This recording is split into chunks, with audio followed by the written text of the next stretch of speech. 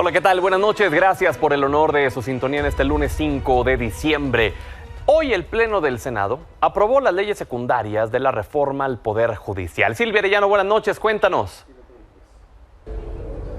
Hola, ¿qué tal, Pedro? Muy buenas noches. Así es, hoy aquí en el Senado se aprobaron las leyes secundarias al Poder Judicial que abarca la Ley Orgánica del Poder Judicial de la Federación y la Ley de Carrera Judicial, así como el proyecto para reformar la Ley General de Responsabilidades Administrativas. Durante esta discusión que inició alrededor del mediodía, el presidente de la Comisión de Justicia, Javier Corral, dijo que el objetivo de las propuestas es armonizar las leyes con el decreto de reforma a la Constitución en materia de reforma al Poder Judicial de la Federación. Explicó que la Ley Orgánica al Poder Judicial no es solo una norma técnica, sino el corazón administrativo que regula el funcionamiento de los órganos judiciales. Para la Ley de Carrera Judicial, el senador Corral mencionó que se ajusta a los principios de excelencia e imparcialidad, mientras que en el dictamen para reformar las disposiciones a la Ley General de Responsabilidades Administrativas mencionó que se adicionó como criterio el de la buena administración. Durante esta discusión, la oposición se manifestó en contra, mientras que Morena y aliados defendieron estas reformas. Si te parece, vamos a escuchar y ver parte de lo que se comentó. Quiero dejar claro que los derechos laborales del personal del Poder Judicial están protegidos. No habrá atropellos, sino garantías para quienes trabajan de manera honesta y profesional. Esta es nuestra lucha, la lucha por devolverle la justicia al pueblo de México. Reformas son un salto al pasado, encadenan la justicia al poder político, son una venganza que el Poder Judicial otorgaba amparos al ecocidio que se daba con la construcción del Tren Maya. Pedro, esta discusión se fue dando por partes. Estas aprobaciones se dieron primero de manera separada por cada ley.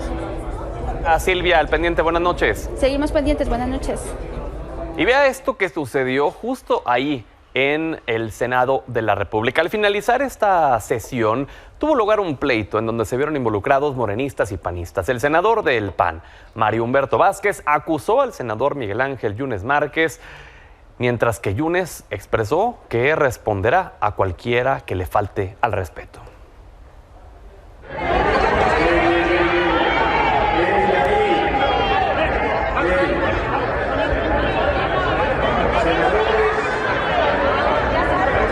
Quiero responsabilizar a Yunes, a Adán Augusto, de mi seguridad y la seguridad de mi familia. Quiero decirles que el que me falte al respeto, senador o no sea senador, aquí o afuera, tendrá una respuesta.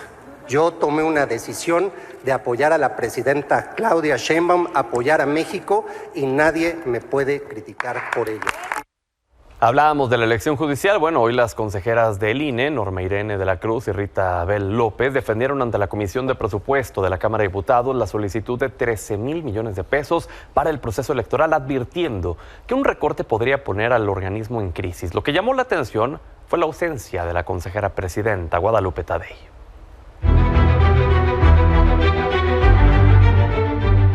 El grueso de este gasto es el gasto operativo. Pero aquí es una cuestión, ahora sí, de valores. ¿Cuánto valora el Consejo, el Congreso de la Unión, que el primer proceso del Poder Judicial se realice con todos los estándares que la ciudadanía está acostumbrada? Hablamos a su sensibilidad porque ya tenemos tiempos muy reducidos. La mitad no saldríamos de lo que tenemos presupuestado, o sea, ya a partir de reducirlo más allá de lo que nos costó la elección del proceso electoral del 2024, ya nos estaría poniendo en una crisis. Creo que aquí pues no hay que engañarnos, hay que cada quien asumir su responsabilidad. El Instituto Nacional Electoral ha asumido la suya con solvencia y cumpliendo los parámetros constitucionales.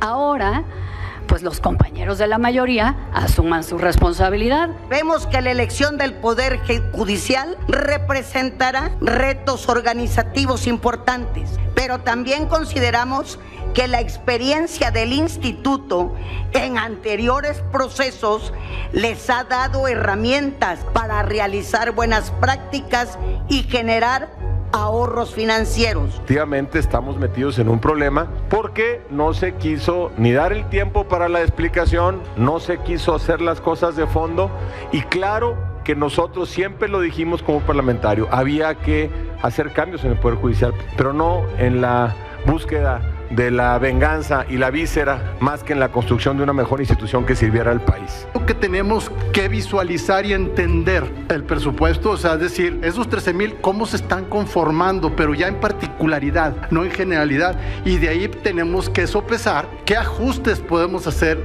de manera eficiente. Por cierto, el coordinador de los diputados de Morena y presidente de la Jucopo, Ricardo Monreal, confirmó la decisión de reducir el presupuesto del INE para 2025, pero dijo que no se pondrá en riesgo la elección judicial y que se puede alcanzar un acuerdo con el Consejo General del Instituto.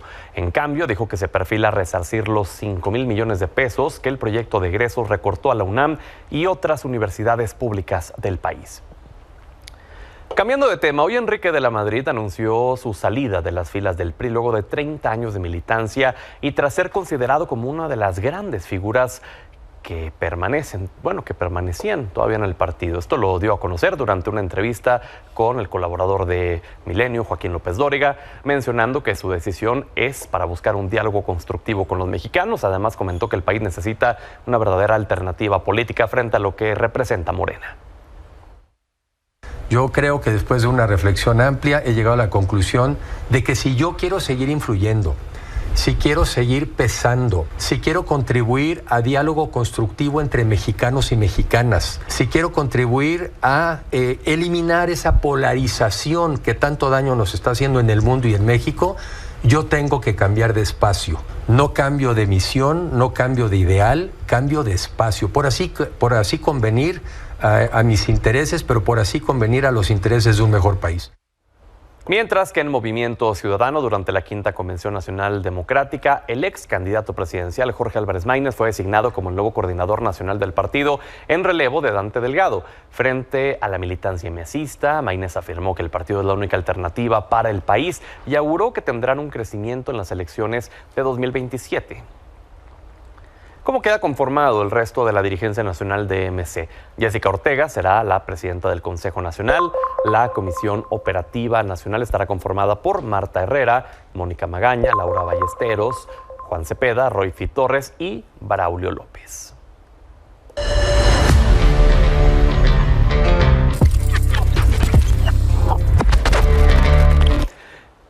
En esta ocasión, Política Joven lo hacemos en jueves y le agradezco a Sofía Otero, periodista y creadora de contenido de análisis político, Natalia Torres, abogada, y me llama el periodista, que estén con nosotros. Buenas noches. Buenas noches. Hay muchos temas de los cuales platicar. Hablemos primero del INE. Hablemos del presupuesto, que ya se ha dicho, pues sí, se le va a reducir el presupuesto al INE para llevar a cabo esta elección. De acuerdo a su criterio, ¿qué tanto compromete el hecho de llevar a cabo un buen ejercicio democrático el que se le reduzca el presupuesto al INE, Meme? El presupuesto del INE tiene varias aristas, si hablamos de elecciones federales, de elecciones locales, y creo que nos hemos concentrado un poco o muy poco en su presupuesto operativo. Particularmente hay dos rubros del presupuesto operativo del INE que a mí me brincan mucho por la falta de resultados que han tenido a lo largo de los años, como por ejemplo el fortalecer un presupuesto que le destina a fortalecer equidad y legalidad en el sistema de partidos. A ese le destinan más de 192 millones de pesos. O al de fortalecer la cultura democrática, igualdad de género e inclusión, a ese le destina 244 millones de pesos. Sí, el INE ha hablado mucho sobre las acciones afirmativas, por supuesto que podemos hablar de sus avances, pero el presupuesto realmente es razonable conforme a los resultados que ha tenido. Creo Cuando que dices falta de resultados, ¿a qué te refieres? Por ejemplo, ¿qué es lo que ha quedado a deber? ¿Qué no ha hecho? Por ejemplo, hablo de algo muy polémico como fue que en esta pasada elección federal hubo personas que solamente porque dijeron ser mujeres entraron a la elección. Y voy por partes. Sí, podríamos creerles de origen que hoy que ellos se autopercibieron como mujeres, pero en realidad no lo hicieron. O sea, en campaña nunca hicieron campaña autopercibiéndose como mujer. De hecho, eran hombres cisgénero. Yo soy una persona que soy aliada de la comunidad trans, Somos LGBT, claro. Absolutamente. Todo el mundo que me sigue en mis redes sociales lo sabrá. Dicho eso, estos eran hombres. Tengo un artículo desglosando punto a punto cada uno de sus perfiles. La mayoría, curiosamente, eran del Partido Verde, que salió de Morena, que se dice defensor de los derechos de las mujeres, que estaban invisibilizando en ese caso, y de la comunidad LGBT. Eso sí, como dice Meme, terrible, asqueroso. Les faltó vigilancia, regulación. Ni siquiera quisieron meterse. Y cuando hablamos realmente de los cargos que fueron para la comunidad LGBTQ y más, pues sí entraron como en ese, y ahí es un tema compartido con los partidos totalmente, pero el Instituto Nacional Electoral, que se supone que tiene que establecer todos estos mecanismos y demás, cuando ves que le están destinando un presupuesto de 244 millones a eso, cuando ves los pobres resultados o que no hubo una observancia de ese tipo de actividades, por supuesto que lo cuestionas. ¿Cuál es el desglose tal cual de estas actividades? Pues tampoco lo conocemos, porque el INE solo te desglosa a grandes rasgos el presupuesto operativo.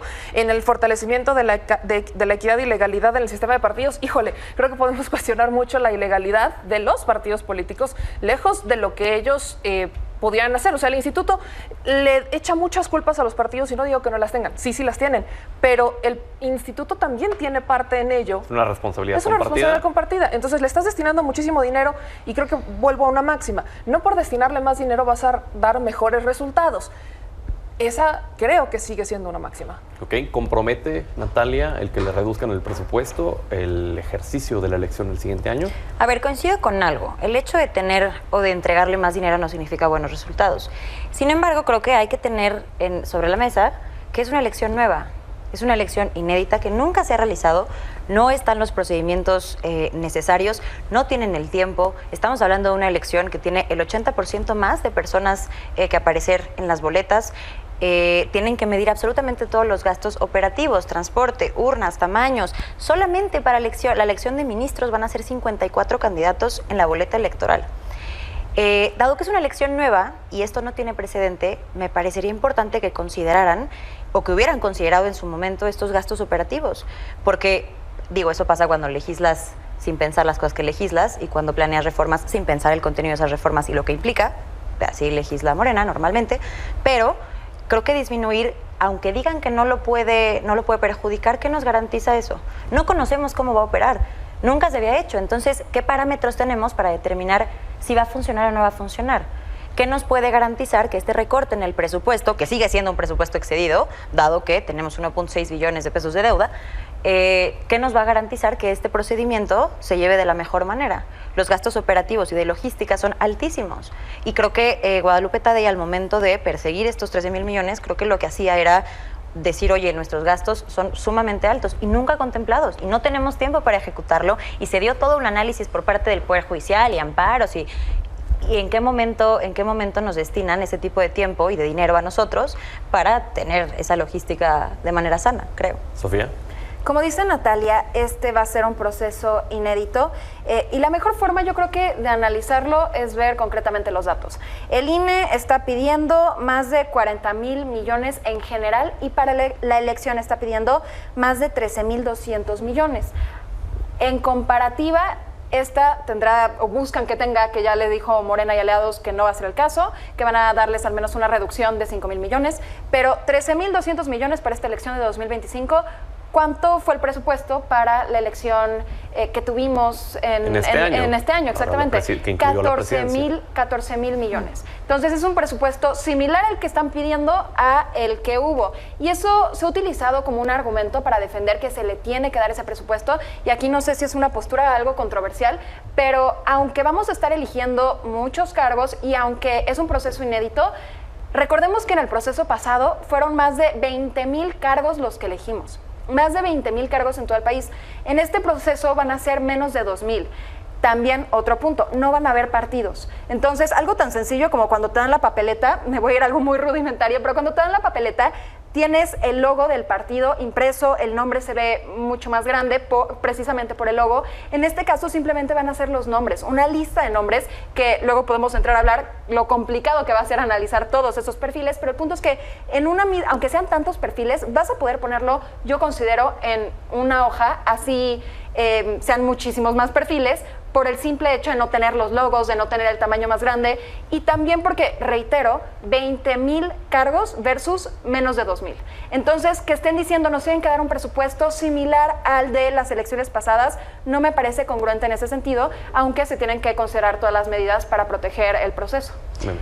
Coincido mucho con Sofía porque sí estamos hablando de una elección inédita y ahí también coincido con Natalia. Sí es una elección inédita que tiene sus particularidades porque estamos hablando de sí una gran cantidad de cargos que se van a elegir a nivel federal y que las boletas, pues siempre creo que los hemos mencionado, hay que simplificar cómo vendrán las boletas porque no todas las personas, más bien, nadie en este momento nunca ha tenido un proceso de elección similar. Entonces, podríamos tomar experiencias de cómo se eligen cargos similares en algunas ciudades de Estados Unidos, sí, pero hay algo que a mí me preocupa además de esto. El instituto está tomando como base una elección partidista cuando esta no es una elección partidista y cuando encima no se han sentado a organizar la elección. ¿Por qué lo digo? Están pidiendo un presupuesto sin haberse sentado realmente a decir, ok, ¿qué vamos a necesitar? ¿Por qué no se han sentado?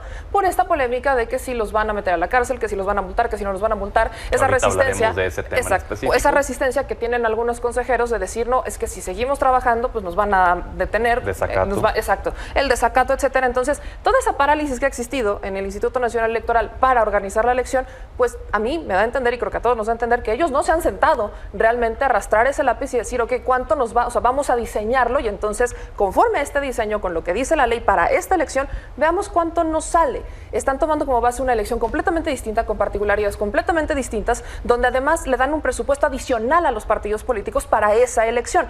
Acá no va a haber dinero para los candidatos, no va a haber dinero, o sea, la distribución del presupuesto es diferente conforme a la base electoral. ¿Dónde estará la mayor cantidad de presupuesto? En el material electoral, en la instalación de las urnas, dónde se van a instalar, cómo se van a instalar, e incluso existe la posibilidad de que no se instalen estas urnas conforme a lo mismo que las elecciones federales o elecciones locales, sino que se instalen urnas generales para que la ciudadanía pueda ir a votar. O sea, todas esas cosas quedan todavía al aire porque no se ha sentado el instituto a hacer ese trabajo. Entonces, ahí es donde me brinca decir, ok, lo están comparando de una manera muy sencilla con una elección que no es similar. Natalia. Yo ahí creo que, a ver, en todos los sentidos, y no quiero que se malentienda, el presupuesto que tiene esta elección me parece desproporcionado. Sí, o sea, coincidimos todos en eso. Bajo cualquier sentido. Sin embargo, también está el tema de operatividad y logística al que me refería, es más horas votando, más boletas, tienes que invertir mucho más en funcionarios de casilla, mucho más en transporte, en acomodar todo para que literalmente quepa en ese transporte. Creo que es una elección complicada y no dieron el tiempo cuando lo pidieron, ¿no?, de atrasarla para que justo se pudieran sentar a arrastrar el lápiz, dijeron que no. Entonces, creo que todo viene desde ese tipo de cosas, de no planear una reforma de una manera en la que se tiene que planear. Ya está aquí, ya es un hecho. Me parece que si tuviéramos un poquito de prudencia, analizaríamos entonces la posibilidad de atrasarlas porque no tenemos el tiempo. ¿Quieres que analicemos el presupuesto como tenemos que analizarlo y entonces hacerlo paso por paso? Perfecto, ya está. La reforma se va a hacer. Ahí está y ya no hay nada que se pueda hacer para que eso se evite. Entonces, ¿por qué no hacer las cosas por primera vez en Morena bien y darle una pausa o que no se haga necesariamente en 2025 para que entonces puedan arrastrar ese lápiz y organicemos el presupuesto? Y si necesitan 5,000 millones de pesos menos o 10,000 millones de pesos menos, entonces se les quite esa parte del presupuesto. Eso me parecería importante, pero nadie lo está haciendo. Sofía. Como no va a haber estructuras partidistas que eran las que estaban encargadas, digamos, en la elección pasada, en todas las otras elecciones que hemos tenido, elecciones políticas, para difundir las candidaturas, creo que también una pregunta es ¿cuánto dinero se va a destinar a la difusión de los perfiles?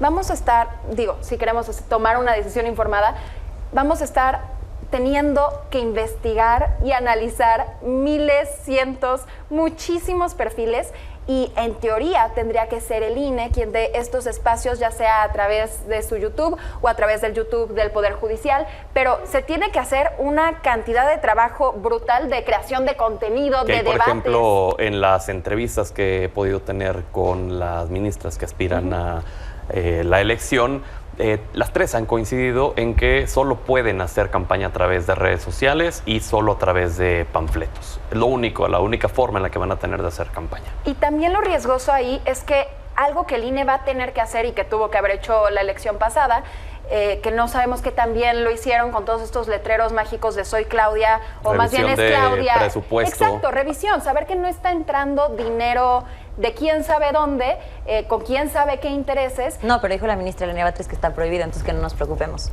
Igual también está prohibido, estaba prohibido en teoría que participaran perfiles que estuvieran afiliados a partidos. Y tenemos perfiles como Lenia Batres, que es una de las fundadoras de Morena, que va a estar disputando uno de estos cargos. Entonces, que prohíban algo, y creo que tiene que ver con el siguiente tema, que prohíban algo no significa necesariamente que no va a ocurrir. Vamos al siguiente punto referente a esto. Mencionabas ahorita, Meme, que el INE no se ha sentado a arrastrar el lápiz por que no quieren incurrir en un desacato, etc, etc, etc. ¿De quién es culpa realmente entonces de que el trabajo no se haya hecho? ¿Del INE por no arrastrar el lápiz y esperarse? ¿O de los jueces por estar intentando retrasar esto? Compartida, y te voy a explicar por qué.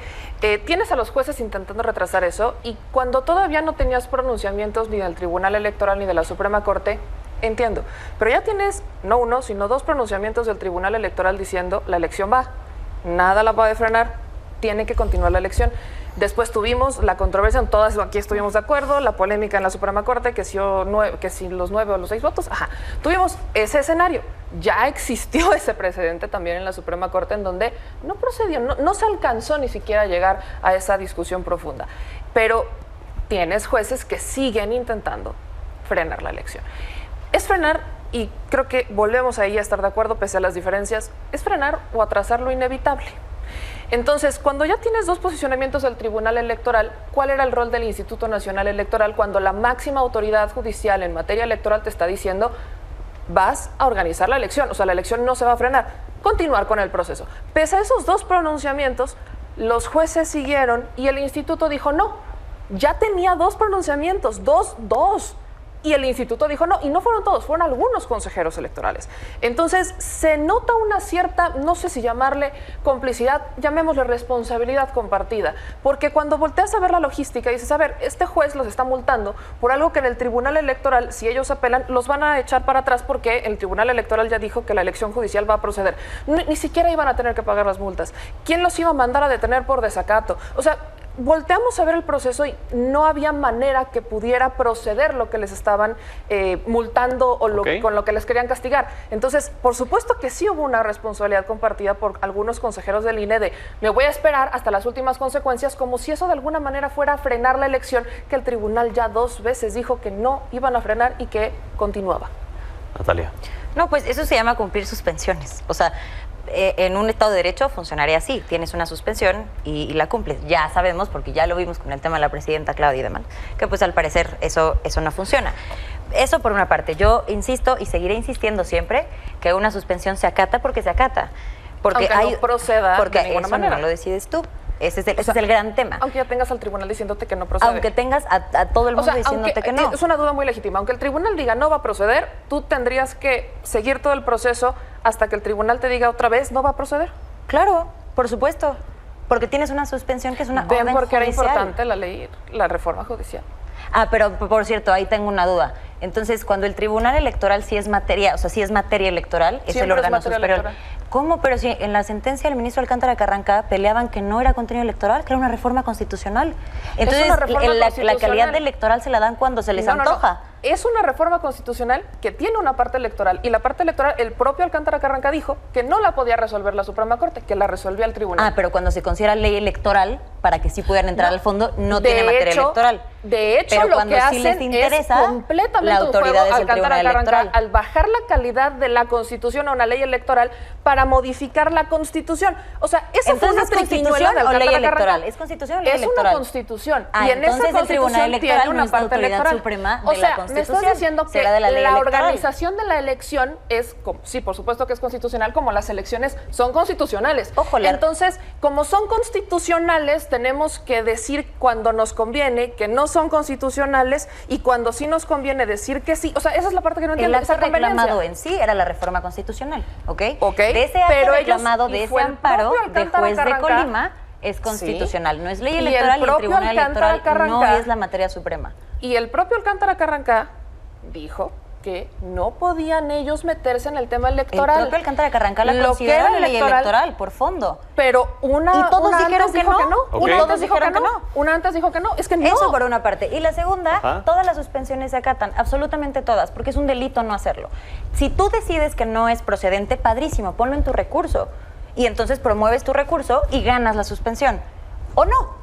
Eso lo hace una instancia y eso lo hacemos a través del Estado de Derecho. Eso es lo que se logra, porque si no es un delito. Entonces, a la próxima que yo tenga y que un juez me diga que mi suspensión no es procedente o que mi recurso no es procedente, ¿yo qué hago? ¿Lo ignoro? Y ya, porque yo considero que no es procedente. No es que consideres, es que ya tienes el antecedente. No importa, porque también, por ejemplo, hay jurisprudencia que te podría decir que sí o que no. Lo que tengo que hacer es presentar mi recurso y decirle a un juez de segunda instancia, oye, el juez de primera instancia me está diciendo que esto es improcedente. Yo aquí te voy a demostrar que sí lo es. Y a mí lo que me encantaría es cuál fue el recurso del INE. Sofía. Como ya hemos escuchado muchísimo, nos guste o no, la elección al Poder Judicial va. Entonces, dicho eso, pues se aprobó con muchas críticas a mi criterio válidas. Ahora va a estar en manos del INE que esto suceda de forma correcta, como decía, monitoreando de dónde viene la promoción o cierto dinero que tengan algunas candidaturas. Entonces, ojalá no les van a dar el presupuesto que están buscando, no veo un escenario en el que eso ocurra y ojalá no utilicen eso como una excusa para no monitorear correctamente estas elecciones, porque tuvieron el presupuesto que quisieron en el proceso pasado, en 2024, y aún así hubo muchísimas omisiones. Vamos a tocar rápidamente y les pediría que fuéramos muy concretos en el tema de la prohibición al vapeo, que es un tema polémico, que es un tema que quizás podemos seguir tocando después. Pero, a ver, ¿cuál es su postura sobre esto, Meme? No creo que la prohibición sea el camino. O sea, quiero adelantarlo, la prohibición para mí no es un camino, porque al prohibir los vapeadores lo único que vas a provocar es que vas a abrir un mercado negro, sí, como ha ocurrido con todas las drogas, totalmente de acuerdo. Creo en la regularización y creo que es necesaria una regularización porque a través del marketing han vendido a los vapeos como la solución a un problema que no hay una sola autoridad médica en el mundo que haya recomendado a los vapeadores para que sirvan como manera de reducir o dejar de fumar. No la hay. Hay diversos estudios, hay diversos análisis, hay diversos ensayos que se han hecho públicos a través de revistas de difusión médica. Sí los hay, pero no hay una sola institución que haya dicho los vapeadores sirven para dejar de fumar. No lo hay. Entonces, creo en la regulación necesaria porque es justo a través del marketing que durante los años, los vapeadores tienen su boom en el 2008. Entonces, es relativamente poco el tiempo que tenemos con los vapeadores en el mercado. Pero los vapeadores los han vendido como en su momento vendieron el cigarro, ¿no? De una manera de marketing, un asunto de estatus. Entonces, es a través del marketing en el que han vendido múltiples beneficios de un vapeador, cuando en realidad los efectos médicos de los vapeadores no es que sean peores que los del cigarro, son iguales que los del cigarro. Y ya hay una enfermedad provocada exclusivamente por los vapeadores, que es EVALI, que al menos en 2022, 68 personas murieron por EVALI y el 50% de las personas estuvieron en una terapia intensiva por un periodo bastante largo. Natalia. Yo en ese mismo sentido, y también para ser muy breve, también considero que la prohibición no arregla absolutamente nada, mucho menos en un país como México, y sobre todo no tienes una tasa de conteo, no tienes controles de calidad, no tienes idea de lo que pueda estarse metiendo una persona en cualquiera de estos vapeadores. Y si sí lo regulas, no es que estés fomentándolo, pero mínimo puedes tener un poquito de más cuidado. Puedes saber qué se vende, qué está en el mercado, cuáles son las necesidades de estos aparatos, cuáles tienen que ser estos controles de calidad, hasta qué porcentaje, si tienen nicotina o no tienen nicotina, si hay combustión o no hay combustión, no sé. Creo que para permitir que se regule y que se pueda estudiar y que así puedas proteger un poco más a la gente, no es limitarlos, sino es prohibirlos. Porque entonces, como bien decía Meme, abres un mercado negro en el que no hay ni control de calidad, quién sabe que te vayas a meter, no hay ninguna regulación. Entonces sí me parece importante decir que la prohibición no va a ayudar en absolutamente nada, y regular, que yo sé que implicaría mucho más trabajo, regular es la opción, prohibir no. ¿Una opción habría sido el incremento de los impuestos? Por supuesto. De hecho, hay varios estudios hechos por el Instituto Nacional de Seguridad Pública, en el que en este estudio se hace para entender qué tan elástico es el precio y la demanda del producto de tabaco y nicotina. Para efectos prácticos y de manera muy sencilla. En este estudio se comprueba que aunque el tabaco y la nicotina tienen precios elásticos y una demanda elástica, está 100% comprobado que si tú disminuyes, por ejemplo, aumentas en 10% los impuestos, en este caso del tabaco y la nicotina, que serían IEPS e IVA, si tú aumentas en un 10%, bajas el consumo en un 2.5% y además tienes mucho mayor recaudación fiscal. Entonces, ¿quieres verdaderamente tratar de prohibir este tipo de prácticas? Hazlo a través de un programa de recaudación fiscal, regúlalo, súbele impuestos, porque por supuesto son estas personas que van a poder o que podrían consumirte mucho más de un programa de salud, y todos ganan, prohibiendo no. Sofía. Hubo muchísimas alternativas que se pudieron tomar más allá de la prohibición. No solamente los impuestos, también campañas de concientización. Sí. Sabemos que los vapeadores hacen daño, no sabemos cuánto daño. También deberían prohibirse los sabores, todos estos sabores que atraen a niñas, niños y adolescentes. También prohibir todos los diseños que tengan que ver con caricaturas, por ejemplo. Finalmente, esta prohibición solamente va a beneficiar a tabacaleras y a narcotraficantes. Pues gracias por haber estado con nosotros. Nos vemos la siguiente semana. Vamos hasta Paseo de la Reforma en la Ciudad de México. Desde hace más de 6 horas, manifestantes de diversas comunidades de Guerrero mantienen un bloqueo frente a la Torre del Bienestar. Carla Guerrero, ¿cuál es la situación al momento? Buenas noches. ¿Cómo estás, Pedro? Muy buenas noches. Bien lo comentas, tras este bloqueo que se registra desde mediodía en Paseo de la Reforma, tanto en centrales y laterales a la altura de Antonio Caso, ¿qué es lo que está causando en afectaciones, sobre todo primeramente para usuarios del servicio de la línea 7 del Metrobús?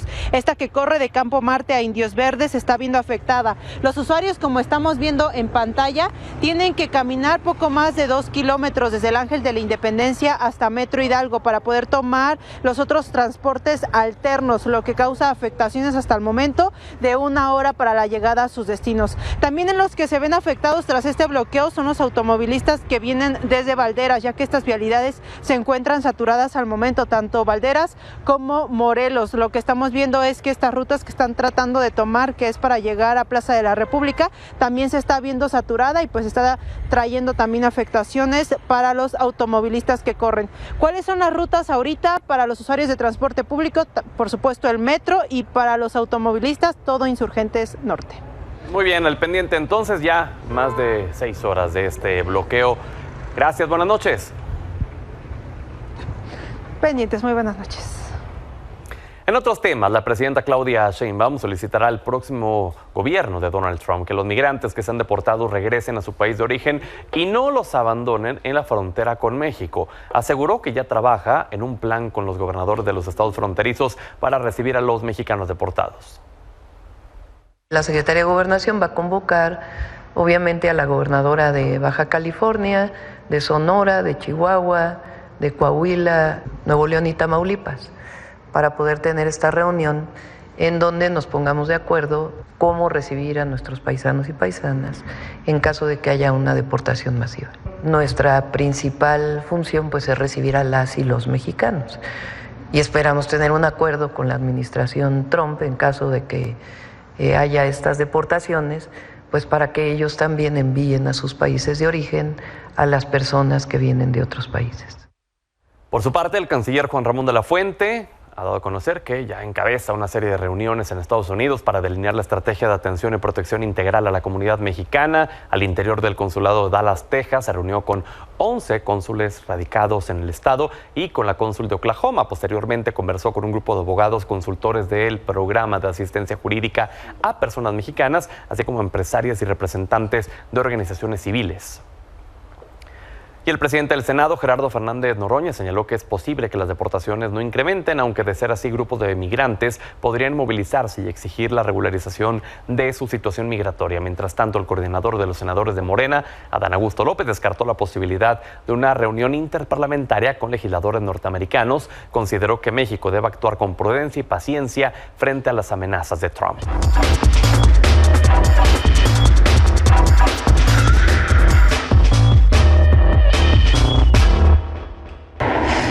Hablemos de la industria automotriz con Axel Sánchez, nuestro coordinador editorial de Milenio Negocios. Bienvenido, Axel. Cuéntanos cómo van las ventas de autos en el país. Así es, justamente ya salió el reporte a noviembre, donde se registró la venta de 147,000 unidades durante el 11º mes del año. ¿Qué significa esto? Pues un incremento anual de más de 14%. Muy importante resaltar dos cosas. Número uno, por primera vez ya está registrándose los números de Foton, esta marca china que llegó desde hace año y medio, pues ya está reportando ante el INEGI sus ventas que se tienen en el país, por lo cual pues por eso se ve un incremento bastante importante. Y segundo, pues también la mayor competencia y las ofertas que tienen las empresas en cuestión de vehículos, eso también hizo que se incrementara en un 14% y por eso en volumen de unidades ya se tiene el volumen más alto desde 2016. Y eso quiere decir que va en muy buen camino la industria automotriz. Ya en cifras acumuladas de enero a noviembre de este año ya van más de 1,350,000 unidades, lo que quiere decir que pues hay un incremento ya de alrededor del 10%, lo estimado por los distribuidores del país. Pero ya si vemos la participación por mercado ya con las cifras acumuladas, pues ya podemos ver que Nissan va a cerrar el año como el líder del mercado con un 17%, muy seguido atrás por General Motors con un 13,8% y después vemos al grupo Volkswagen con un 11,8%, Pedro. A diferencia de otros años donde veíamos un gran movimiento entre los punteros, este año pues fue clara el movimiento y cómo se mantuvieron como Nissan, Volkswagen y GM como los líderes. Interesante ver dentro de este ranking ya la presencia que tiene Kia. Gracias a la planta que tienen en Nuevo León, justamente incrementaron y ahora ya son el 7% del mercado. Ellos dicen que no está todavía en sus objetivos seguir creciendo en el ranking, sin embargo, pues es interesante que hoy por hoy ya es una de las 5 marcas más vendidas del país. Exactamente, y en el otro, me imagino, están todas las marcas chinas, ¿no? Sí, claro. Todavía los volúmenes no son tan grandes, aunque hay que destacar que MG está ya en el top 10 de las marcas más vendidas en México. Sigue creciendo su participación, aunque todavía no destaca tanto como los que están en el ranking que se muestra en la pantalla. Sería interesante también desglosar, ¿no? Cuánto de este mercado involucra directamente a los autos eléctricos.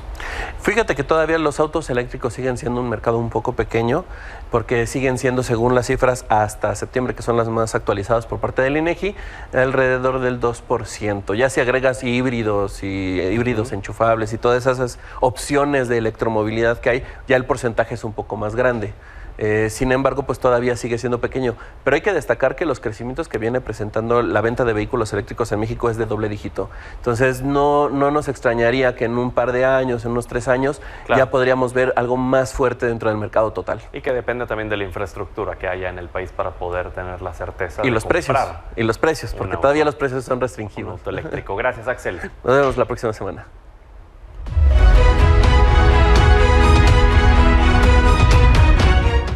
Y esta noche se lleva a cabo el partido de ida del clásico joven entre América y Cruz Azul. Violeta Alba, buenas noches, ¿cómo va?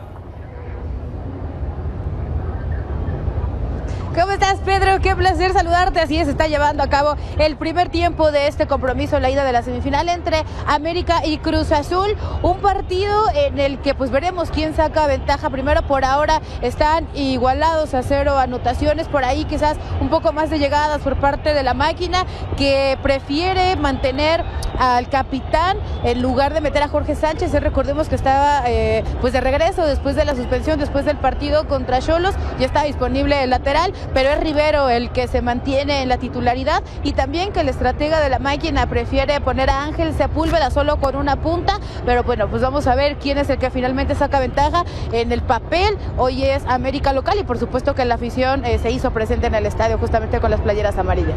Exactamente, ya me imagino el ambiente, y ojalá que este partido y que los ánimos estén tranquilos, que transcurra en completa paz, que sea un gran partido y que sea el resultado del que hablemos y no de algo más, ¿no, Violeta?